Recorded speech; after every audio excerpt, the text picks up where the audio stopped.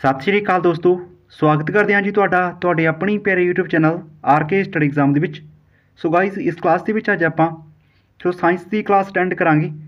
ਜਿਵੇਂ ਕਿ ਆਪਾਂ ਨੂੰ ਪੰਜਾਬ ਪੁਲਿਸ ਦੇ ਵਿੱਚ ਸਿਲੇਬਸ ਦਿੱਤਾ ਗਿਆ ਹੈ, ਠੀਕ ਹੈ। ਸੋ ਬੇਸਿਕ ਸਾਇੰਸ ਦੇ ਕੁਐਸਚਨ ਆਪਾਂ MCQ ਦੇ ਵਿੱਚ ਇਸ ਕਲਾਸ ਦੇ ਵਿੱਚ ਵੇਖਾਂਗੇ, ਠੀਕ ਹੈ ਗਾਇਸ। ਅਤੇ ਇਸ ਦੇ ਨਾਲ ਆਪਾਂ ਜੋ ਵੀ ਜਾਣਕਾਰੀ ਹੋਵੇਗੀ ਇੰਪੋਰਟੈਂਟ, ਸੋ ਐਕਸਟਰਾ ਉਹ ਵੀ ਵੇਖ ਲਾਂਗੇ ਆਪਾਂ। ਸੋ ਵੀਡੀਓ ਬਹੁਤ ਜ਼ਿਆਦਾ ਇੰਪੋਰਟੈਂਟ ਹੈ ਅਤੇ ਤੁਹਾਨੂੰ ਇਸ ਦੀ PDF ਟੈਲੀਗ੍ਰਾਮ ਚੈਨਲ ਦੇ ਉੱਪਰ ਮਿਲ ਜੇਗੀ। ਸੋ ਟੈਲੀਗ੍ਰਾਮ ਚੈਨਲ ਦਾ ਲਿੰਕ ਜਿਹੜੀ ਉਹ ਡਿਸਕ੍ਰਿਪਸ਼ਨ ਦਿੱਤਾ ਹੋਇਆ, ਠੀਕ ਹੈ। ਸੋ ਪੰਜਾਬ ਦੇ ਪੇਪਰ ਲਈ ਸਪੈਸ਼ਲ ਵੀਡੀਓ ਹੈ, ਤਾਂ ਵੀਡੀਓ ਨੂੰ ਧਿਆਨ ਨਾਲ ਵੇਖਿਓ ਗਾਇਸ। ਆਓ ਕਲਾਸ ਨੂੰ ਸਟਾਰਟ ਕਰਦੇ ਹਾਂ ਆਪਾਂ। ਫਸਟ ਕੁਐਸਚਨ ਆਪਣੇ ਕੋਲ, ਹੇਠ ਲਿਖੀਆਂ ਕਿਹੜੀਆਂ ਗੈਸਾਂ ਦੀ ਹੋਂਦ ਨਾਲ ਸੋ ਪਿੱਤਲ ਹਵਾ ਵਿੱਚ ਫਿੱਕਾ ਪੈ ਜਾਂਦਾ ਹੈ।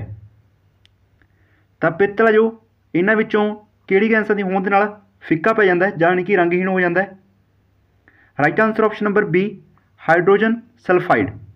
ਹਾਈਡਰੋਜਨ ਸਲਫਾਈਡ ਦੀ ਜੋ ਹੋਂਦ ਹੈ, ਸੋ ਗੈਸ ਹੈ ਜੋ ਉਸ ਨਾਲ ਪਿੱਤਲ ਜੋ ਹਵਾ ਦੇ ਵਿੱਚ ਫਿੱਕਾ ਪੈ ਜਾਂਦਾ ਹੈ। ਅਤੇ ਆਓ ਜਾਣਕਾਰੀ ਵੇਖਦੇ ਹਾਂ ਆਪਾਂ।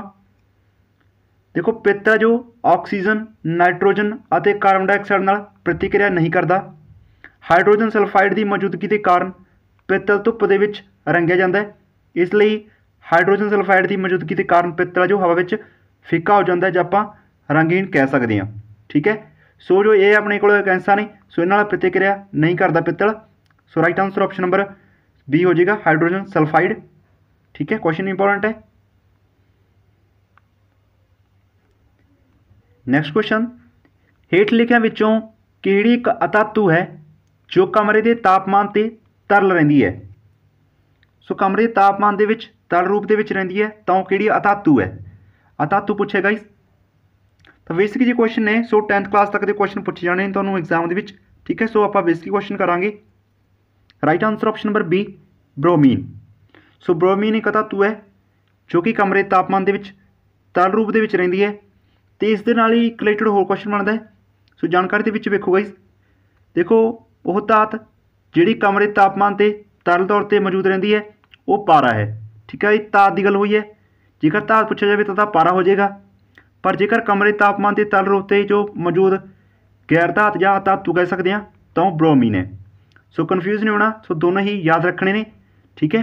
ਘੁਮਾ ਫਿਰਾ ਕੇ ਕੁਐਸਚਨ ਬਣ ਜਾਂਦੇ ਨੇ। ਜੇ ਧਾਤ ਤੌਰ 'ਤੇ ਬਣੇਗਾ ਤਾਂ ਫਿਰ ਪਾਰਾ ਆ ਜਾਏਗਾ, ਜੇਕਰ ਅਧਾਤੂ ਦੇ ਤੌਰ 'ਤੇ ਬਣੇਗਾ ਅਧਾਤ ਤਾਂ ਫਿਰ ਬ੍ਰੋਮੀਨ ਆ ਜਾਏਗਾ, ਠੀਕ ਹੈ।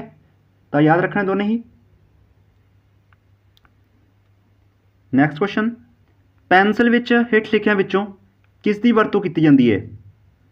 ਸੋ ਆਪਾਂ ਪੈਨਸਿਲ ਯੂਜ਼ ਕਰਦੇ ਹਾਂ। ਦੇਖੋ, ਜੋ ਪੈਨਸਿਲ ਹੁੰਦੀ ਹੈ ਆਪਣੇ ਕੋਲ, ਸੋ ਇਹ ਪੈਨਸਿਲ ਦਾ ਆਪਣੇ ਕੋਲ ਬਾਹਰੀ ਹਿੱਸਾ ਆ ਜਾਂਦਾ ਹੈ, ਅਤੇ ਜਿਹੜਾ ਆਪਣੇ ਕੋਲ ਨੋਕ ਵਾਲਾ ਹਿੱਸਾ ਹੁੰਦਾ ਹੈ, ਸੋ ਇਹ ਪੁੱਛਿਆ ਵੀ ਇਸ ਦੇ ਵਿੱਚ ਕਿਸ ਦੀ ਵਰਤੋਂ ਕੀਤੀ ਜਾਂਦੀ ਹੈ। Right answer option number A, graphite ਦੀ। ਸੋ ਜਿਹੜੀ ਨੋਕ ਹੁੰਦੀ ਹੈ, ਸੋ ਚਾਰੇ ਪਾਸੇ ਜੋ ਲੱਕੜ ਲੱਗੀ ਹੁੰਦੀ ਹੈ, ਠੀਕ ਹੈ, ਵਿੱਚ ਹੁੰਦਾ ਜੋ ਨੋਕ ਵਾਲਾ, ਜਿਹਦੇ ਨਾਲ ਆਪਾਂ ਕੁਛ ਵੀ ਆਪਾਂ ਲਿਖਦੇ ਹਾਂ, ਠੀਕ ਹੈ, ਉਸ ਦੀ ਗੱਲ ਹੋਈ ਸੀ। ਸੋ ਗ੍ਰੇਫਾਈਟ ਦੀ ਵਰਤੋਂ ਕੀਤੀ ਜਾਂਦੀ ਹੈ। ਅਤੇ ਆਓ ਹੋਰ ਜਾਣਕਾਰੀ ਵੇਖਦੇ ਹਾਂ ਆਪਾਂ ਇਸ ਦੇ ਨਾਲ। ਸੋ ਲੱਕੜ ਜੋ ਸਾਫਟਵੁੱਡ ਹੈ, ਸਾਫਟਵੁੱਡ ਸ਼ੰਕਾਧਰੂ ਰੁੱਖ ਹੁੰਦੇ ਨੇ, ਜਿਵੇਂ ਕਿ ਪਾਈਨ ਜਾਂ ਸਪਰੂਸ। ਪੈਨਸਿਲ ਦੇ ਉਤਪਾਦਨ ਵਿੱਚ ਸੀਡਰ ਦੀ ਲੱਕੜ ਸਭ ਤੋਂ ਵੱਧ ਵਰਤੀ ਜਾਂਦੀ ਹੈ। ਜਿਵੇਂ ਕਿ ਆਪਾਂ ਦੇਖਦੇ ਹਾਂ ਵਿਚਕਾਰ ਤਾਂ ਉਹਦੇ ਜੋ ਗ੍ਰੇਫਾਈਟ ਵਰਤਿਆ ਜਾਂਦਾ ਹੈ, ਪਰ ਸਾਈਡ 'ਤੇ ਜੋ ਲੱਕੜ ਵਰਤੀ ਜਾਂਦੀ ਹੈ, ਠੀਕ ਹੈ, ਉਹ ਪੈਨਸਿਲ ਦੇ ਉਤਪਾਦਨ ਵਿੱਚ ਸੀਡਰ ਦੀ ਲੱਕੜ ਹੈ ਉਹ ਸਭ ਤੋਂ ਵੱਧ ਵਰਤੀ ਜਾਂਦੀ ਹੈ। ਸੋ ਇਹ ਵੀ ਜਾਣਕਾਰੀ ਨੋਟ ਰੱਖਿਓ, ਠੀਕ ਹੈ। ਜ਼ਿਆਦਾ ਬੇਸਿਕ ਕੁਐਸਚਨ ਹੈ, ਸੋ ਗ੍ਰੇਫਾਈਟ ਜ਼ਿਆਦਾ ਇੰਪੋਰਟੈਂਟ ਹੈ, ਤਾਂ ਉਹ ਯਾਦ ਰੱਖਣਾ ਹੈ। ਨੈਕਸਟ ਆ ਗਿਆ ਕੁਐਸਚਨ, ਨਿਮਨਲਿਖਤ ਵਿੱਚੋਂ ਕਿਹੜੀ ਧਾਤੂ ਹੋਰ ਧਾਤੂਆਂ ਨਾਲ ਮਿਸ਼ਰਣ ਬਣਾਉਂਦੀ ਹੈ। ਮਿਸ਼ਰਣ ਜਾਂ ਆਪਾਂ ਅਮਲਗਮ ਕਹਿ ਦਿੰਦੇ ਹਾਂ, ਠੀਕ ਹੈ, ਅਮਲਗਮ ਕਹਿ ਦਿੰਦੇ ਹਾਂ ਜਾਂ ਫਿਰ ਮਿਸ਼ਰਣ ਕਹਿ ਦਿੰਦੇ ਆਪਾਂ, ਤਾਂ ਉਹ ਹੈਗਾ ਇਸ ਆਪਸ਼ਨ ਨੰਬਰ B, ਪਾਰਾ। ਸੋ ਪਾਰਾ ਹੈ ਜਿਹੜੀ ਕਿ ਹੋਰ ਧਾਤੂ ਦੇ ਨਾਲ ਮਿਲ ਕੇ ਅਮਲਗਮ ਬਣਾਉਂਦਾ ਜਾਂ ਮਿਸ਼ਰਣ ਬਣਾਉਂਦਾ ਹੈ। ਅਤੇ ਹੋਰ ਜਾਣਕਾਰੀ ਵੇਖੋ ਇਸ ਦੇ ਨਾਲ। ਇਹ ਮੁੱਖ ਤੌਰ 'ਤੇ ਦੰਦਾਂ ਦੀ ਭਰਾਈ ਲਈ ਵਰਤਿਆ ਜਾਂਦਾ ਹੈ, ਅਤੇ ਅਮਲਗਮ ਦੇ ਆਮ ਹਿੱਸੇ ਪਾਰਾ, ਚਾਂਦੀ, ਤਾਂਬਾ ਅਤੇ ਹੋਰ ਜੋ ਟਰੇਸ ਧਾਤਾਂ ਨੇ। ਪਾਰਾ ਜਿਹੜਾ ਲੋਹੇ, ਪਲੈਟੀਨਮ, ਟੰਗਸਟਨ ਜਾਂ ਟੈਂਟਲਮ ਦੇ ਨਾਲ ਮਿਸ਼ਰਣ ਜਾਂ ਅਮਲਗਮ ਨਹੀਂ ਬਣਾਉਂਦਾ। ਤਾਂ ਇਹਨਾਂ ਦੇ ਨਾਲ ਤਾਂ ਬਣਾਉਂਦਾ ਜੋ ਉੱਪਰ ਦਿੱਤਾ ਗਿਆ ਹੈ, ਅਤੇ ਜੋ ਨੀਚੇ ਦਿੱਤਾ ਗਿਆ ਹੈ ਲੋਹਾ ਆ ਗਿਆ, ਪਲੈਟੀਨਮ ਆ ਗਿਆ, ਟੰਗਸਟਨ ਆ ਗਿਆ, ਠੀਕ ਹੈ। ਸੋ ਇਹਨਾਂ ਦੇ ਨਾਲ ਮਿਸ਼ਰਣ ਜਾਂ ਅਮਲਗਮ ਇਹ ਨਹੀਂ ਬਣਾਉਂਦਾ, ਅਤੇ ਉੱਪਰ ਦੇ ਨਾਲ ਇਹ ਬਣਾਉਂਦਾ, ਠੀਕ ਹੈ। ਤਾਂ ਯਾਦ ਰੱਖਣਾ ਹੈ। ਸੋ ਕੁਛ ਕੁਐਸਚਨ ਜੋ ਕਿ ਪੇਪਰ ਦੇ ਵਿੱਚ ਪੁੱਛੇ ਜਾਂਦੇ ਨੇ, ਸੋ ਡਾਇਰੈਕਟ ਉਹ ਕੁਐਸਚਨ ਇਸ ਦੇ ਵਿੱਚ ਵੀਡੀਓ ਤੁਹਾਨੂੰ ਮਿਲਣਗੇ। ਨੈਕਸਟ ਕੁਐਸਚਨ, ਕਿਹੜੀ ਗੈਸ ਆਮ ਤੌਰ ਤੇ ਬਿਜਲੀ ਦੇ ਬਲਬ ਵਿੱਚ ਵਰਤੀ ਜਾਂਦੀ ਹੈ? ਤਾਂ ਗਾਇਸ ਤੁਹਾਨੂੰ ਪਤਾ ਹੀ ਹੋਣਾ। So right answer option number A, nitrogen ਅਤੇ ਆਰਗੋਨ। ਠੀਕ ਹੈ, ਕਈ ਵਾਰ ਪੇਪਰ ਦੇ ਵਿੱਚ ਇਹਨਾਂ ਦੇ ਵਿੱਚੋਂ ਦੋਵਾਂ ਦੇ ਵਿੱਚੋਂ ਇੱਕ ਦਿੱਤੀ ਹੁੰਦੀ ਹੈ, ਸੋ ਮੈਨੂੰ ਦੋਨੇ ਲਿਖ ਦਿੱਤੀਆਂ ਨੇ। ਸੋ ਕਈ ਵਾਰ ਆਪਸ਼ਨ ਦੇ ਵਿੱਚ ਨਾਈਟ੍ਰੋਜਨ ਦਿੱਤਾ ਹੁੰਦਾ ਹੈ ਅਤੇ ਕਈ ਵਾਰ ਆਰਗੋਨ। ਠੀਕ ਹੈ, ਤਾਂ ਦੋਨੋਂ ਹੀ ਰਾਈਟ ਹੋ ਜਾਣਗੀਆਂ। ਅਤੇ ਕਈ ਵਾਰ ਅਲੱਗ ਅਲੱਗ ਦੇ ਕੇ ਤਾਂ ਵੀ ਆਰਗੋਨ ਵੀ ਰਾਈਟ ਹੋ ਜਾਏਗਾ ਅਤੇ ਨਾਈਟ੍ਰੋਜਨ ਵੀ। ਸੋ ਬਿਜਲੀ ਦੇ ਬਲਬ ਦੇ ਵਿੱਚ ਭਰੀ ਜਾਂਦੀ ਹੈ। ਅਤੇ ਆਓ ਜਾਣਕਾਰੀ ਵੇਖਦੇ ਆਪਾਂ। ਸੋ ਇਹ ਟੰਗਸਟਨ ਫਿਲਾਮੈਂਟ ਬਣਿਆ ਹੁੰਦਾ ਜੋ ਬਲਬ ਦਾ ਆਪਣਾ ਫਿਲਾਮੈਂਟ ਵਿੱਚ ਚੱਲਣਾ ਕਰਦਾ ਜਿਹੜਾ। ਠੀਕ ਹੈ, ਉਸ ਨੂੰ ਖਰਾਬ ਹੋਣ ਤੋਂ ਬਲਬ ਦੀ ਜ਼ਿੰਦਗੀ ਨੂੰ ਵਧਾਉਂਦਾ ਹੈ, ਜਾਣੀ ਕਿ ਇਹ ਖਰਾਬ ਹੋਣ ਤੋਂ ਬਚਾਉਂਦਾ ਇਹ। ਅਤੇ ਹੋਰ ਗੈਸਾਂ ਜਿਵੇਂ ਕਿ ਹੀਲੀਅਮ ਆ ਗਈ, ਨਿਓਨ ਆ ਗਈ, ਨਾਈਟ੍ਰੋਜਨ ਆ ਗਈ, ਕ੍ਰਿਪਟੋਨ ਆ ਗਈ। ਸੋ ਇਹ ਬਿਜਲੀ ਦੀ ਵਰਤੋਂ ਵਰਤੀ ਜਾਂਦੀਆਂ ਨੇ। ਸੋ ਇਹ ਗੈਸਾਂ ਵੀ ਇਸ ਦੇ ਵਿੱਚ ਯੂਜ਼ ਕੀਤੀਆਂ ਜਾਂਦੀਆਂ ਨੇ। ਤਾਂ ਕਈ ਵਾਰ ਇਹ ਵੀ ਪੇਪਰ ਦੇ ਵਿੱਚ ਪੁੱਛੀਆਂ ਜਾ ਸਕਦੀਆਂ ਨੇ, ਤਾਂ ਯਾਦ ਰੱਖਣਾ ਗਾਈਸ। ਪਰ ਜ਼ਿਆਦਾ ਫੋਕਸ ਜਿਹੜਾ ਰੱਖਣਾ ਆਪਾਂ ਨੇ ਸੋ ਇਹਨਾਂ ਗੈਸਾਂ ਦੇ ਉੱਪਰ ਰੱਖਣਾ ਨਾਈਟ੍ਰੋਜਨ ਅਤੇ ਆਰਗੋਨ 'ਤੇ। ਦੇਖਦੇ ਹਾਂ ਨੈਕਸਟ ਕੁਐਸਚਨ। ਨੈਕਸਟ, ਕਿਹੜੀ ਗੈਸ ਗ੍ਰੀਨ ਹਾਊਸ ਗੈਸ ਵਜੋਂ ਨਹੀਂ ਜਾਣੀ ਜਾਂਦੀ? ਸੋ ਪੁੱਛਿਆ ਆਪਾਂ ਨੂੰ ਜਿਹੜੀ ਨਹੀਂ ਜਾਣੀ ਜਾਂਦੀ ਉਹ ਪੁੱਛਿਆ। ਤਾਂ ਵੇਖੋ ਮਿਥੇਨ ਹੈ ਜੋ ਗੈਸ ਉਹ ਜਾਣੀ ਜਾਂਦੀ ਹੈ ਗ੍ਰੀਨ ਹਾਊਸ ਵਜੋਂ, ਤਾਂ ਰਾਈਟ ਹੋ ਜਾਏਗਾ ਪਹਿਲਾਂ ਤੋਂ। ਅਤੇ ਦੂਜਾ ਨਾਈਟਰਸ ਆਕਸਾਈਡ ਇਹ ਵੀ ਜਾਣੀ ਜਾਂਦੀ ਹੈ। ਕਾਰਬਨ ਡਾਈਆਕਸਾਈਡ ਇਹ ਵੀ ਇਸ ਦੇ ਵਿੱਚ ਆਉਂਦੀ ਹੈ। ਜੋ ਹਾਈਡਰੋਜਨ ਹੈ ਇਸ ਦੇ ਵਿੱਚ ਨਹੀਂ ਆਉਂਦੀ, ਤਾਂ right answer option number D ਹੋ ਜਾਏਗਾ, ਜਿਹੜੀ ਕਿ ਗ੍ਰੀਨ ਹਾਊਸ ਵਜੋਂ ਨਹੀਂ ਜਾਣੀ ਜਾਂਦੀ। ਅਤੇ ਆਓ ਜਾਣਕਾਰੀ ਤੌਰ 'ਤੇ ਵੀ ਦੇਖਦੇ ਹਾਂ, ਤੁਹਾਨੂੰ ਸਾਰੀ ਗੈਸਾਂ ਦੱਸ ਦਿੰਦੇ ਹਾਂ। ਕ੍ਰਮ ਦੇ ਵਿੱਚ ਧਰਤੀ ਦੇ ਵਾਯੂਮੰਡਲ ਵਿੱਚ ਸਭ ਤੋਂ ਜ਼ਿਆਦਾ ਭਰਪੂਰ ਗ੍ਰੀਨ ਹਾਊਸ ਗੈਸਾਂ ਨੇ, ਜਿਵੇਂ ਕਿ ਪਾਣੀ ਦੀ ਭਾਫ਼, carbon dioxide, methane, nitrous oxide, ozone ਆ ਗਈ ਅਤੇ ਕਲੋਰੋਫਲੋਰੋਕਾਰਬਨ। ਠੀਕ ਹੈ, ਸੋ ਇਹ ਗੈਸਾਂ ਨੇ, ਤਾਂ ਯਾਦ ਰੱਖਣਾ ਗਾਇਸ। ਅਤੇ ਇਹ ਵੀ ਕੁਐਸਚਨ ਕਈ ਵਾਰ ਪੁੱਛਿਆ ਜਾ ਸਕਦਾ ਪੇਪਰ ਦੇ ਵਿੱਚ। 7 ਕੁਐਸਚਨ ਵੇਖੋ, ਧਰਤੀ ਉੱਤੇ ਉਪਲਬਧ ਸਭ ਤੋਂ ਸਖਤ ਪਦਾਰਥ ਹੈ। ਸਭ ਤੋਂ ਹਾਰਡੈਸਟ ਜੋ ਸਬਸਟੈਂਸ ਅਵੇਲੇਬਲ ਅਰਥ ਜੋ ਸਭ ਤੋਂ ਸਖਤ ਪਦਾਰਥ ਹੈ, ਤਾਂ ਇਹਨਾਂ ਦੇ ਵਿੱਚੋਂ ਕਿਹੜਾ ਹੈ? ਤਾਂ ਗਾਇਸ ਉਹ ਹੋ ਜਾਏਗਾ ਰਾਈਟ ਆਨਸਰ ਆਪਸ਼ਨ ਨੰਬਰ ਸੀ, ਹੀਰਾ। ਸੋ ਇਸ ਟਾਈਮ ਦੇ ਵਿੱਚ ਵੇਖੀਏ ਜੇਕਰ ਆਪਾਂ ਸੋ ਰਾਈਟ ਆਨਸਰ ਹੁੰਦਾ ਆ ਰਿਹਾ ਜਦੋਂ ਤੱਕ ਕਿ ਸੋ ਧਰਤੀ ਉੱਤੇ ਉਪਲਬਧ ਸਭ ਤੋਂ ਸਖਤ ਪਦਾਰਥ ਹੈ ਹੀਰਾ। ਪਰ ਵਿਗਿਆਨੀਆਂ ਨੇ ਹਾਲ ਹੀ ਵਿੱਚ ਇੱਕ ਹੋਰ ਪਦਾਰਥ ਲੱਭਿਆ ਸੋ ਹੀਰੇ ਤੋਂ ਵੀ ਜੋ ਸਖਤ ਹੈ। ਆਓ ਤੁਹਾਨੂੰ ਜਾਣਕਾਰੀ ਤੌਰ 'ਤੇ ਦੱਸ ਦਿੰਦੇ ਹਾਂ, ਕਈ ਵਾਰ ਪੇਪਰ ਦੇ ਵਿੱਚ ਕੁਐਸਚਨ ਬਣ ਜੇ ਵੀ ਇਸ ਤੋਂ ਵੀ ਸਖਤ ਹੁਣ ਲੱਭਿਆ। ਸੋ ਥੋੜ੍ਹੇ ਹੀ ਦਿਨ ਹੋਏ ਨੇ, ਮਤਲਬ ਕਿ ਜ਼ਿਆਦਾ ਟਾਈਮ ਨਹੀਂ ਕਹਿ ਸਕਦੇ। ਹਾਲ ਹੀ ਵਿੱਚ ਵਿਗਿਆਨੀਆਂ ਨੇ ਫੈਸਲਾ ਲਗਾਇਆ ਹੈ ਕਿ ਸੋ ਵਰਟਜਾਈਟ ਬੋਰਨ ਨਾਈਟ੍ਰਾਈਡ ਨਾਮ ਕੇ ਇੱਕ ਸਮੱਗਰੀ ਹੀਰੇ ਨਾਲੋਂ ਵੀ ਉੱਚੀ ਇੰਡੇਟੇਸ਼ਨ ਤਾਕਤ ਹੈ। ਸੋ ਇਸ ਨਾਲ ਵੀ ਹੀਰੇ ਨਾਲੋਂ ਵੀ ਵੱਧ ਤਾਕਤ ਰੱਖਦਾ ਇਹ, ਜਿਹੜਾ ਕਿ ਵਰਟਜਾਈਟ ਬੋਰਡ ਨਾਈਟ੍ਰਾਈਡ ਹੈ। ਤੇ ਸਮੱਗਰੀ ਹੀਰੇ ਨਾਲੋਂ ਵੀ ਉੱਚੀ ਇੰਡੇਟੇਸ਼ਨ ਤਾਕਤ ਹੈ ਇਸ ਦੇ ਵਿੱਚ। ਠੀਕ ਹੈ, ਕਈ ਵਾਰ ਪੇਪਰ ਦੇ ਵਿੱਚ ਪੁੱਛੀ ਜਾ ਸਕਦੀ ਹੈ, ਤਾਂ ਕਰਕੇ ਤੁਹਾਨੂੰ ਇਹ ਜਾਣਕਾਰੀ ਦਿੱਤੀ ਹੈ। ਸੋ ਨੋਟ ਰੱਖ ਲਿਓ ਜੇਕਰ ਯਾਦ ਰਹਿੰਦੀ ਹੈ। ਠੀਕ ਹੈ, ਸੋ ਕਾਪੀ ਦੇ ਉੱਪਰ ਪੰਨੇ ਦੇ ਉੱਪਰ ਨੋਟ ਕਰ ਲਿਓ ਇਸ ਨੂੰ। ਬਾਕੀ ਉਹ ਤਾਂ ਆਪਣਾ ਪੁਰਾਣੇ ਕੁਐਸਚਨ ਐਵੇਂ ਹੀ ਚੱਲੇਗਾ। ਸੋ ਵੀ ਜੇਕਰ ਧਰਤੀ ਉੱਤੇ ਸਭ ਤੋਂ ਉਪਲਬਧ ਸਭ ਤੋਂ ਸਖਤ ਪਦਾਰਥ ਹੈ ਤਾਂ ਉਹ ਹੀਰਾ ਹੀ ਹੈ। Next question guys. ਸੋ ਇਹ ਕੁਐਸਚਨ ਕੁਝ 4-5 ਕੁਐਸਚਨ ਨੇ ਜਿਹੜੇ ਕਿ ਮੈਨੂੰ ਪ੍ਰੀਵੀਅਸ ਐਗਜ਼ਾਮਾਂ ਦੇ ਵਿੱਚ ਮਿਲੇ ਨੇ। ਮੈਨੂੰ ਜ਼ਿਆਦਾ ਕੁਐਸਚਨ ਨਹੀਂ ਮਿਲੇ ਕਿਉਂਕਿ ਜੋ ਪੰਜਾਬ ਦੇ ਐਗਜ਼ਾਮਾਂ ਦੇ ਵਿੱਚ ਸਾਇੰਸ ਦੇ ਕੁਐਸਚਨ ਬਣਦੇ ਨੇ ਸੋ 3-4 ਕੁਐਸਚਨ ਬੇਸਿਕ ਬਣਦੇ ਨੇ। ਠੀਕ ਹੈ, ਜ਼ਿਆਦਾ ਕੁਐਸਚਨ ਨਹੀਂ ਪੁੱਛੇ ਜਾਂਦੇ। ਤਾਂ ਮੈਨੂੰ 3-4 ਕੁਐਸਚਨ ਮਿਲੇ ਸੀ ਪਿਛਲੇ ਐਗਜ਼ਾਮਾਂ ਦੇ ਵਿੱਚੋਂ। ਸੋ ਤੁਹਾਡੇ ਸਾਹਮਣੇ ਵਿੱਚੋਂ 2-4 ਦੱਸਾਂਗਾ। ਠੀਕ ਹੈ, ਜਿਵੇਂ ਕਿ ਇਹ ਕੁਐਸਚਨ ਹੋ ਗਿਆ ਸੋ ਇਹ ਪ੍ਰੀਵੀਅਸ ਐਗਜ਼ਾਮ ਦੇ ਵਿੱਚ ਪੁੱਛਿਆ ਗਿਆ ਕੁਐਸਚਨ ਸੀ। ਨਿਮਨਲਿਖਤ ਵਿੱਚੋਂ ਕਿਹੜਾ ਇੱਕ ਲੂਬਰੀਕੈਂਟ ਵਜੋਂ ਵਰਤਿਆ ਜਾਂਦਾ ਹੈ? ਤਾਂ ਇਸ ਦਾ ਰਾਈਟ ਆਨਸਰ ਸੀ ਆਪਸ਼ਨ ਨੰਬਰ ਏ, ਗ੍ਰੇਫਾਈਟ। ਸੋ ਗ੍ਰੇਫਾਈਟ ਸੀ ਜਿਹੜਾ ਕਿ ਇੱਕ ਲੂਬਰੀਕੈਂਟ ਵਜੋਂ ਵਰਤਿਆ ਜਾਂਦਾ ਹੈ। ਅਤੇ ਇਸ ਦੇ ਨਾਲ ਵੀ ਜਾਣਕਾਰੀ ਵੇਖਦੇ ਹਾਂ ਆਪਾਂ। ਸੋ ਇਸ ਕੁਐਸਚਨ ਨੂੰ ਜ਼ਰੂਰ ਯਾਦ ਰੱਖਿਓ, ਇਹ ਕੁਐਸਚਨ ਪੁੱਛਿਆ ਗਿਆ ਜਿਹੜਾ ਪਦਾਰਥ ਇੱਕ ਲੂਬਰੀਕੈਂਟ ਵਜੋਂ ਵਰਤਿਆ ਜਾਂਦਾ ਹੈ ਸੋ ਗ੍ਰੇਫਾਈਟ ਹੈ। ਅਤੇ ਗ੍ਰੇਫਾਈਟ ਬਾਰੇ ਤੁਹਾਨੂੰ ਮੈਂ ਪਹਿਲਾਂ ਵੀ ਦੱਸਤਾ ਸੀ। ਬਾਕੀ ਦੇਖ ਲਓ, ਗ੍ਰੇਫਾਈਟ ਇੱਕ ਖਣਿਜ ਹੈ ਜਿਹੜਾ ਕਿ ਕਾਰਬਨ ਪਰਮਾਣੂਆਂ ਦੀਆਂ ਢਿੱਲੀਆਂ ਵੰਡਾਂ ਵਾਲੀਆਂ ਚਾਦਰਾਂ ਬਣਾਇਆ ਜਾਂਦਾ ਹੈ। ਇਸ ਨੂੰ ਇੱਕ ਤਿਲਕਣ ਵਾਲੀ ਬਣਤਰ ਦੇ ਦਿੰਦਾ ਹੈ ਅਤੇ ਇਸ ਨੂੰ ਇੱਕ ਬਹੁਤ ਪ੍ਰਭਾਵਸ਼ਾਲੀ ਲੂਬਰੀਕੈਂਟ ਬਣਾਉਂਦਾ ਹੈ। ਠੀਕ ਹੈ, ਤਾਂ ਯਾਦ ਰੱਖਣਾ ਇਹ ਕੁਐਸਚਨ ਇੰਪੋਰਟੈਂਟ ਹੈ। ਨੈਕਸਟ ਕੁਐਸਚਨ, ਸਾਹ ਲਈ ਡੂੰਘੇ ਸਮੁੰਦਰੀ ਗੋਤਾਖੋਰਾਂ ਦੁਆਰਾ ਹਵਾ ਵਿੱਚ ਨਾਈਟ੍ਰੋਜਨ ਦੀ ਜਗ੍ਹਾ ਵਿੱਚ ਵਰਤੀ ਜਾਣ ਵਾਲੀ ਅਯੋਗ ਗੈਸ ਹੈ। ਜੋ ਨਾਈਟ੍ਰੋਜਨ ਦੀ ਜਗ੍ਹਾ ਵਿੱਚ ਵਰਤੀ ਜਾਂਦੀ ਗੈਸ ਹੈ ਸੋ ਉਸ ਦੀ ਜਗ੍ਹਾ ਵਿੱਚ ਪਾਣੀ ਦੇ ਵਿੱਚ ਡੂੰਘੇ ਗੋਤਾਖੋਰ ਹੁੰਦੇ ਨੇ ਜਿਹੜੇ, ਉਹ ਕਿਸ ਗੈਸ ਦੀ ਵਰਤੋਂ ਕਰਦੇ ਨੇ? So right answer option number C, helium ਦੀ। ਠੀਕ ਹੈ ਗਾਈਸ, ਸੋ ਹੀਲੀਅਮ ਗੈਸ ਦੀ ਵਰਤੋਂ ਕਰਦੇ ਨੇ ਨਾਈਟ੍ਰੋਜਨ ਦੀ ਜਗ੍ਹਾ 'ਤੇ। ਸੋ ਗੋਤਾਖੋਰ ਹੁੰਦੇ ਨੇ ਜਿਹੜੇ। ਅਤੇ ਇਸ ਦੇ ਨਾਲ ਆਪਾਂ ਰਿਲੇਟਡ ਜਾਣਕਾਰੀ ਵੇਖਦੇ ਹਾਂ। ਸੋ ਹੀਲੀਅਮ ਆਧਾਰਿਤ ਸਾਹ ਲੈਣ ਵਾਲੀ ਗੈਸ ਦੀ ਵਰਤੋਂ ਡੂੰਘੀ ਸਮੁੰਦਰੀ ਗੋਤਾਖੋਰੀ ਦੌਰਾਨ ਨਾਈਟ੍ਰੋਜਨ ਨਾਰਕੋਸਿਸ ਜਿਹੜੀ ਕਿ ਨਸਾਂ ਹੁੰਦੀਆਂ ਆਪਣੀਆਂ ਉਹਨਾਂ ਨੂੰ ਘਟਾਉਣ ਲਈ ਕੀਤੀ ਜਾਂਦੀ ਹੈ। ਠੀਕ ਹੈ, ਤਾਂ ਯਾਦ ਰੱਖਣਾ ਕੁਐਸਚਨ। ਨੈਕਸਟ ਕੁਐਸਚਨ ਵੇਖੋ, ਵੱਖ-ਵੱਖ ਕਿਸਮਾਂ ਦੀਆਂ ਵੈਲਡਿੰਗਾਂ ਵਿੱਚ ਵਰਤੀਆਂ ਜਾਂਦੀਆਂ ਗੈਸਾਂ ਸ਼ਾਮਲ ਹੁੰਦੀਆਂ ਨੇ। ਤੇ ਇਹ ਜਿਹੇ ਕੁਐਸਚਨ ਜ਼ਿਆਦਾਤਰ ਐਗਜ਼ਾਮ ਦੇ ਵਿੱਚ ਪੁੱਛੇ ਜਾਂਦੇ ਨੇ ਕਿਉਂਕਿ ਇਹ ਗੈਸਾਂ 2 ਤੋਂ 3 ਦਿੱਤੀਆਂ ਜਾਂਦੀਆਂ ਨੇ ਆਪਸ਼ਨ ਦੇ ਵਿੱਚ, ਤੇ ਆਪਾਂ ਸਾਰਿਆਂ ਵੱਲ ਆਪਣਾ ਧਿਆਨ ਜਾਂਦਾ ਉਸ ਦੇ ਵਿੱਚ। ਤਾਂ ਇਸ ਨੂੰ ਯਾਦ ਰੱਖਣਾ ਗਾਈਸ, ਜੋ ਕਿ ਵੈਲਡਿੰਗ ਜੋ ਆਪਾਂ ਕਰਦੇ ਹਾਂ, ਠੀਕ ਹੈ, ਕਿਸੇ ਵੀ ਆਪਾਂ ਪਦਾਰਥ ਆਪਣੇ ਜੋ ਚੀਜ਼ਾਂ ਹੁੰਦੀਆਂ ਨੇ ਉਹਨਾਂ ਦੇ ਵੈਲਡਿੰਗ ਕਰਦੇ ਹਾਂ ਤਾਂ ਉਹ ਗੈਸਾਂ ਸ਼ਾਮਲ ਹੁੰਦੀਆਂ ਨੇ ਆਕਸੀਜਨ ਤੇ ਐਸੀਟਿਲੀਨ। ਆਪਸ਼ਨ ਨੰਬਰ ਡੀ ਇਸ ਦੇ ਵਿੱਚ ਰਾਈਟ ਆਨਸਰ ਹੈ। ਸੋ ਇਹਨਾਂ ਦਾ ਮਿਸ਼ਰਣ ਹੁੰਦਾ ਹੈ ਆਕਸੀਜਨ ਤੇ ਐਸੀਟਿਲੀਨ ਦਾ, ਜੋ ਕਿ ਵੈਲਡਿੰਗ ਦੇ ਵਿੱਚ ਤੌਰ 'ਤੇ ਵਰਤੀਆਂ ਜਾਂਦੀਆਂ ਨੇ। ਠੀਕ ਹੈ, ਕੁਐਸਚਨ ਇੰਪੋਰਟੈਂਟ ਹੈ, ਸੋ ਇਸ ਨੂੰ ਜ਼ਰੂਰ ਯਾਦ ਰੱਖਣਾ ਹੈ। ਨੈਕਸਟ ਵੇਖੋ, ਹੇਠ ਲਿਖਿਆਂ ਵਿੱਚੋਂ ਕਿਹੜੀ ਕਿਰਿਆ ਵਿੱਚ ਸਿਲੀਕਾਨ ਕਾਰਬਾਈਡ ਵਰਤਿਆ ਜਾਂਦਾ ਹੈ। ਤਾਂ ਇਹਨਾਂ ਦੇ ਵਿੱਚ ਦੱਸੋ ਵੀ ਜੋ ਸਿਲੀਕਾਨ ਕਾਰਬਾਈਡ ਹੈ ਉਹ ਕਿੱਥੇ ਵਰਤਿਆ ਜਾਂਦਾ ਹੈ। ਇਹ ਵਰਤਿਆ ਜਾਂਦਾ ਗਾਈਸ ਕੋਈ ਵੀ ਉਹ ਪਦਾਰਥ ਹੁੰਦਾ ਹੈ, ਜੋ ਕੋਈ ਵੀ ਸਖਤ ਪਦਾਰਥ ਹੁੰਦਾ ਹੈ, ਠੀਕ ਹੈ, ਉਸ ਨੂੰ ਕੱਟਣ ਵਾਸਤੇ ਯੂਜ਼ ਕੀਤਾ ਜਾਂਦਾ ਇਹ ਸਿਲੀਕਾਨ ਕਾਰਬਾਈਡ। ਤਾਂ ਆਪਸ਼ਨ ਨੰਬਰ ਸੀ ਰਾਈਟ ਆਨਸਰ ਹੋ ਜਾਏਗਾ। ਸੋ ਬਹੁਤ ਸਖਤ ਪਦਾਰਥ ਕੱਟਣ ਦੇ ਲਈ, ਠੀਕ ਹੈ, ਕੋਈ ਸਖਤ ਪਦਾਰਥ ਹੈ, ਸੋ ਮਜ਼ਬੂਤ ਜਿੰਨਾ ਵੀ ਕਹਿ ਸਕਦੇ ਆਪਾਂ, ਉਸ ਨੂੰ ਕੱਟਣ ਦੇ ਵਿੱਚ ਯੂਜ਼ ਕੀਤਾ ਜਾਂਦਾ ਹੈ ਸਿਲੀਕਾਨ ਕਾਰਬਾਈਡ। ਤੇ ਸਿਲੀਕਾਨ ਕਾਰਬਾਈਡ ਦੇ ਨੁਕਸਾਨ ਵੀ ਹੋ ਸਕਦੇ ਨੇ ਇਸ ਦੇ, ਤਾਂ ਜਿਹੜੇ ਕਿ ਪੇਪਰ ਲੈ ਕੇ ਇੰਪੋਰਟੈਂਟ ਹੋ ਸਕਦੇ ਨੇ। ਸੋ ਆਓ ਜਾਣਕਾਰੀ ਤੌਰ 'ਤੇ ਆਪਾਂ ਵੇਖਦੇ ਹਾਂ। ਤਾਂ ਵੇਖੋ, ਜੋ ਸਿਲੀਕਾਨ ਕਾਰਬਾਈਡ ਹੈ ਸੰਪਰਕ ਕਰਨ ਵੇਲੇ ਅੱਖਾਂ ਅਤੇ ਨੱਕ ਨੂੰ ਜਲਣ ਕਰ ਸਕਦਾ ਹੈ। ਤੇ ਇਸ ਗੱਲ ਦੇ ਸੀਮਿਤ ਪ੍ਰਮਾਣ ਹਨ ਕਿ ਸਿਲੀਕਾਨ ਕਾਰਬਾਈਡ ਜਾਨਵਰਾਂ ਵਿੱਚ ਕੈਂਸਰ ਦਾ ਕਾਰਨ ਬਣਦਾ ਹੈ। ਇਹ ਫੇਫੜਿਆਂ ਦੇ ਕੈਂਸਰ ਦਾ ਵੀ ਕਾਰਨ ਬਣ ਸਕਦੀ ਹੈ। ਠੀਕ ਹੈ, ਸੋ ਜਾਨਵਰਾਂ ਵਿੱਚ ਵੀ ਇਹ ਸੋ ਬਿਮਾਰੀ ਹੈ ਇੱਕ ਤਰ੍ਹਾਂ ਦੀ ਕੈਂਸਰ ਦੀ, ਅਤੇ ਆਪਣੇ ਫੇਫੜਿਆਂ ਦੇ ਵਿੱਚ ਵੀ ਇਹ ਸੋ ਬਿਮਾਰੀ ਯਾਨੀ ਕਿ ਕੈਂਸਰ ਦੀ। ਅਤੇ ਬਾਕੀ ਆਪਣੇ ਅੱਖਾਂ ਅਤੇ ਨੱਕ ਨੂੰ ਵੀ ਜਲਣ ਪੈਦਾ ਕਰਦਾ ਹੈ ਜੋ ਸਿਲੀਕਾਨ ਕਾਰਬਾਈਡ ਹੈ। ਠੀਕ ਹੈ, ਜਦੋਂ ਕਿ ਇਹ ਪਦਾਰਥ ਕੱਟਦਾ ਹੈ ਤੁਹਾਨੂੰ ਪਤਾ ਹੀ ਹੋਣਾ, ਸੋ ਜਿਵੇਂ ਕਿ ਇਮੇਜ ਦੇ ਵਿੱਚ ਵੀ ਤੁਸੀਂ ਵੇਖਿਆ। ਠੀਕ ਹੈ, ਵੇਖਦੇ ਹਾਂ ਨੈਕਸਟ ਕੁਐਸਚਨ।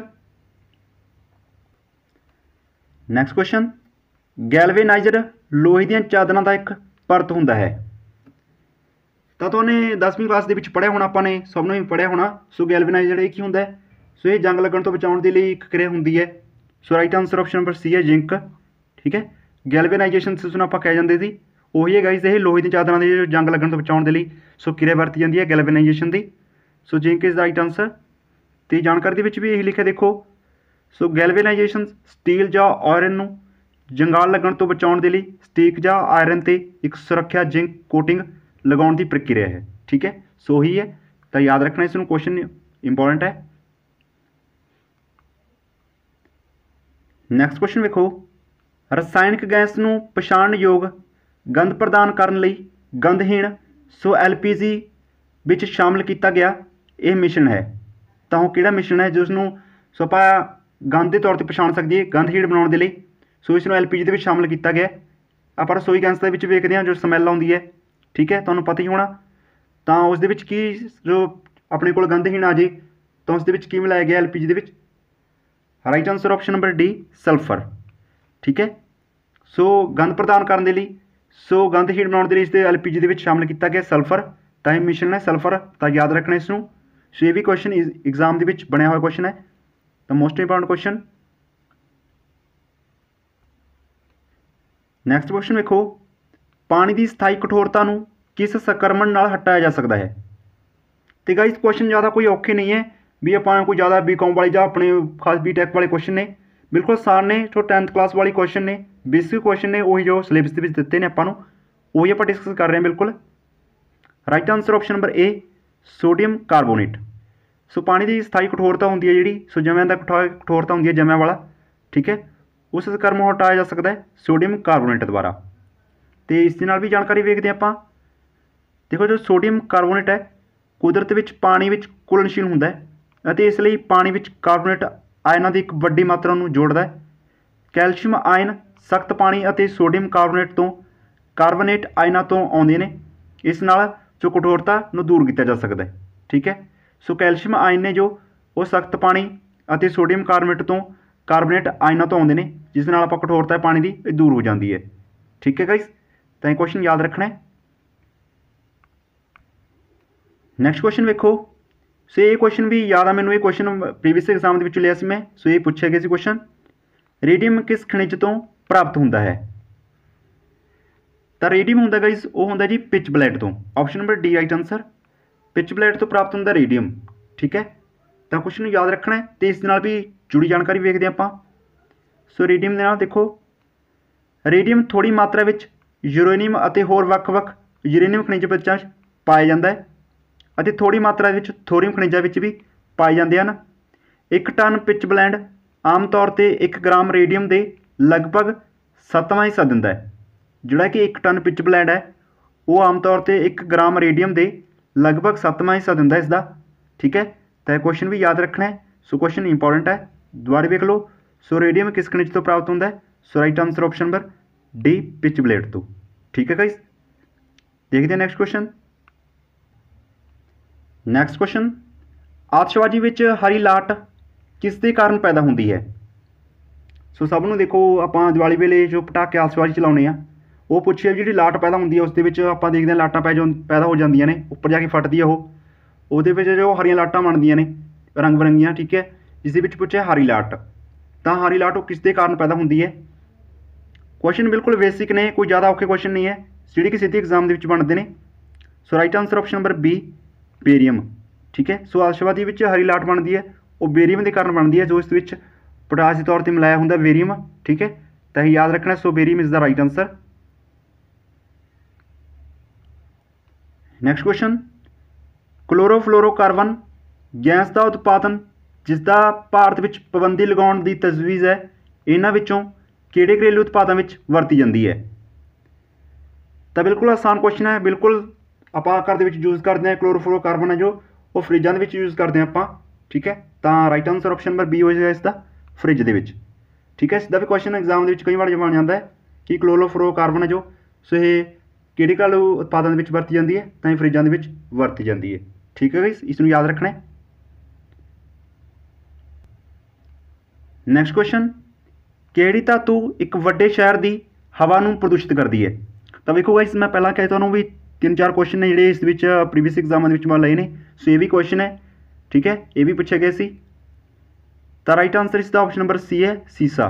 ਠੀਕ ਹੈ, ਬਹੁਤ ਸਾਰਿਆਂ ਨੇ ਕੈਡਮੀਅਮ ਤਾਂਬਾ ਇਸ ਵਗੈਰਾ ਲਗਾ ਦਿੱਤਾ ਸੀ, ਬਹੁਤ ਸਾਰਿਆਂ ਦਾ ਕੁਐਸਚਨ ਗਲਤ ਹੋ ਗਿਆ ਸੀ। ਠੀਕ ਹੈ, ਤਾਂ ਤੁਸੀਂ ਅਗਲੇ ਵਾਰੀ ਗਲਤ ਨਹੀਂ ਕਰਨਾ, ਤਾਂ ਯਾਦ ਰੱਖਣਾ ਹੈ। ਸੋ ਇਹ ਧਾਤੂ ਜਿਹੜਾ ਸੀਸਾ ਹੈ ਇਹ ਵੱਡੇ ਸ਼ਹਿਰ ਦੇ ਵਿੱਚ ਹਵਾ ਨੂੰ ਪ੍ਰਦੂਸ਼ਿਤ ਕਰਦੀ ਹੈ। ਠੀਕ ਹੈ, ਤਾਂ ਆਪਾਂ ਜਾਣ ਨਹੀਂ ਸਕਦੇ ਵੀ ਸ਼ੀਸ਼ਾ ਵੀ ਐਵੇਂ ਪ੍ਰਦੂਸ਼ਿਤ ਪੈਦਾ ਕਰ ਸਕਦਾ ਹੈ, ਤਾਂ ਯਾਦ ਰੱਖਣਾ ਗਾਇਸ ਆਪਸ਼ਨ ਨੰਬਰ ਸੀ ਇਸ ਦਾ ਰਾਈਟ ਆਂਸਰ ਹੋਏਗਾ। ਨੈਕਸਟ ਵੇਖੋ, ਇਹਨਾਂ ਵਿੱਚੋਂ ਕਿਹੜੀ ਇੱਕ ਹਲਕੀ ਧਾਤੂ ਹੈ? ਹਲਕੀ ਕਿਹੜੀ ਇਹਨਾਂ ਦੇ ਵਿੱਚੋਂ? ਸੋ right answer option number B lithium. Lithium ਇੱਕ ਹਲਕੀ ਧਾਤੂ ਹੈ। ਠੀਕ ਹੈ, ਅਤੇ ਇੱਕ ਹੀਲੀਅਮ ਪੁੱਛੀ ਜਾਂਦੀ ਹੈ। ਸੋ ਹੀਲੀਅਮ ਜਿਹੜੀ ਕਿ ਆਪਣੇ ਹਵਾਈ ਜਹਾਜ਼ ਦੇ ਟਾਇਰਾਂ ਉਹਦੇ ਵਿੱਚ ਹਵਾ ਭਰਨ ਦੇ ਲਈ ਯੂਜ਼ ਕੀਤੀ ਜਾਂਦੀ ਹੈ, ਹਲਕੀ ਹੁੰਦੀ ਹੈ ਉਹ ਵੀ। ਪਰ ਧਾਤੂ ਦੀ ਗੱਲ ਹੋਈ ਹੈ ਤਾਂ ਲੀਥੀਅਮ ਹੈ। ਅਤੇ ਹਲਕੀ ਧਾਤੂ ਦੇ ਤੌਰ 'ਤੇ ਦੇਖੋ, ਲੀਥੀਅਮ ਇੱਕ ਨਰਮ ਚਾਂਦੀ ਦੀ ਚਿੱਟੀ ਖਾਰੀ ਧਾਤ ਹੈ ਅਤੇ ਮਿਆਰੀ ਸਥਿਤੀਆਂ ਦੇ ਤਹਿਤ ਲੀਥੀਅਮ ਸਭ ਤੋਂ ਹਲਕਾ ਧਾਤੂ ਅਤੇ ਇਸ ਹਲਕਾ ਠੋਸ ਤੱਤ ਹੈ। ਠੀਕ ਹੈ, ਕੁਐਸਚਨ ਇਸ ਤਰ੍ਹਾਂ ਬਣ ਸਕਦਾ ਹੈ ਕਿ ਸਭ ਤੋਂ ਹਲਕਾ ਧਾਤੂ ਅਤੇ ਸਭ ਤੋਂ ਹਲਕਾ ਠੋਸ ਤੱਤ ਕਿਹੜਾ ਹੈ? ਤਾਂ lithium is the right answer. Question important ਹੈ, ਯਾਦ ਰੱਖਣਾ ਇਸ ਨੂੰ। ਨੈਕਸਟ ਕੁਐਸਚਨ, ਪੀਣ ਵਾਲੇ ਪਾਣੀ ਨੂੰ ਸ਼ੁੱਧ ਕਰਨ ਦੇ ਲਈ ਕਿਸ ਦੀ ਵਰਤੋਂ ਕੀਤੀ ਜਾਂਦੀ ਹੈ? ਤੇ ਗਾਇਜ਼ ਇਹ ਆਪਸ਼ਨਾਂ ਮੁਤਾਬਿਕ ਢੁਕਵਾਂ ਹੋ ਸਕਦਾ ਹੈ ਕਿਉਂਕਿ ਇਸ ਦੇ 2 ਆਪਸ਼ਨਾਂ ਹੋ ਸਕਦੀਆਂ ਨੇ।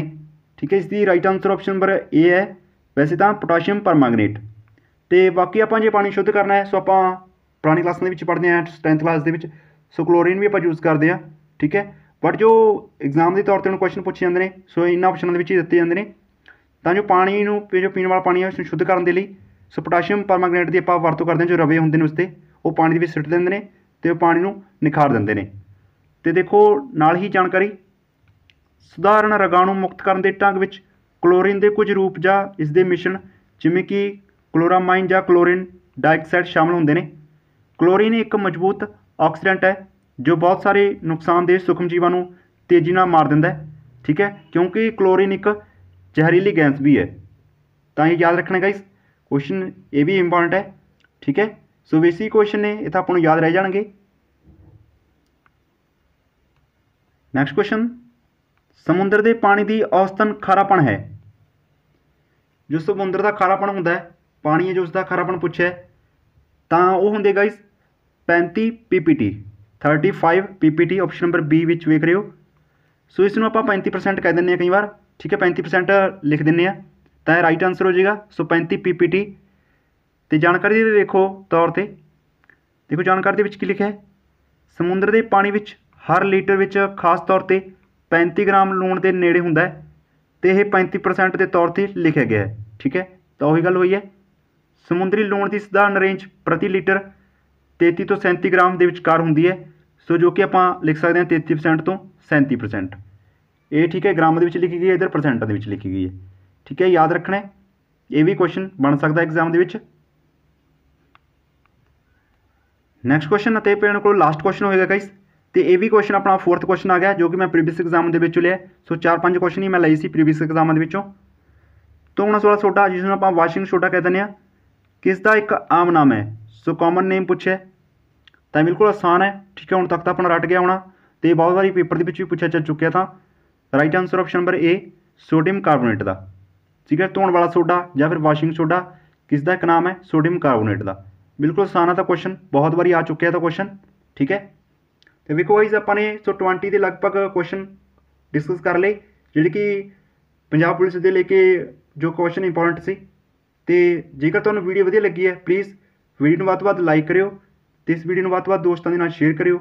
चैनल ते नवें जुड़े हो चैनल नूं सबसक्राइब करके नाल वाली बैल आइकन नूं प्रेस कर लियो, सो तां जो तुहानूं पंजाब पुलिस रिलेटेड जिन्ना भी सिलेबस है वो तुसीं साडे नाल जुड़ के सारा कंप्लीट कर सको। अज तुहाडे लई असीं जो करंट अफेयर चैनल भी बन चुके हैं, तुसीं उत्थे जाके सबसक्राइब कर लियो। सो लिंक डिस्क्रिप्शन दिता है वीडियो दे, ठीक है। तुहानूं करंट अफेयर भी नाल नाल मिलती रहेगी, तो जो बाकी अपना टॉपिक ने वो तुहानूं इस चैनल के उपर प्रोवाइड करते रहांगे, ठीक है गाइस। सो इसे भी चैनल में प्यार देंदे रहो, मिलते हैं नैक्सट टाइम नैक्सट वीडियो के। Okay, thank you, thanks for watching.